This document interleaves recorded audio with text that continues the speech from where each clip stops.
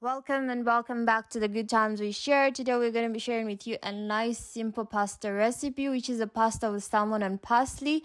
We hope you're going to enjoy it as much as we do.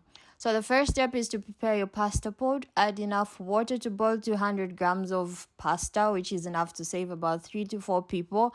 Add enough salt to taste and then put in your pasta and boil it until it's just al dente or until it's just soft enough to the bite. Next step is you're going to get a nice big pan, add 2 tablespoons or 1.5 tablespoons of cooking oil. Fry your onion as much as you would like really. And then you're going to add in 150 grams of salmon, of which you can even use 100 grams. That's fine, only that I love mine in excess, so I use 150 grams. So you're going to fry your salmon until it starts to give you this nice pinkish orangish color. Make sure all that water it produces dries out.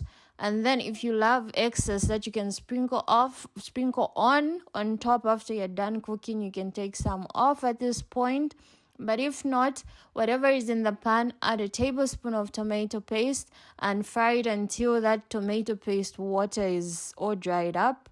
Then you're going to add in 200 grams of cooking panna, which you're going to mix all up, and then it starts to give you like this really nice pinkish color. If you do not add that tablespoon of tomato paste, you will not have this color.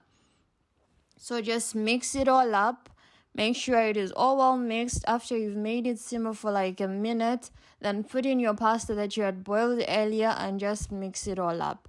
Making sure all your pasta has got this nice creamy sauce on it. Just mix it all up for a couple of minutes, making sure it is all mixed up, well mixed up. And then you're going to add in your last ingredient. That's a teaspoon of parsley. No more, no less, because if you put too much, it's going to overpower the taste of the salmon. So just a teaspoon is good. Dry or fresh is fine.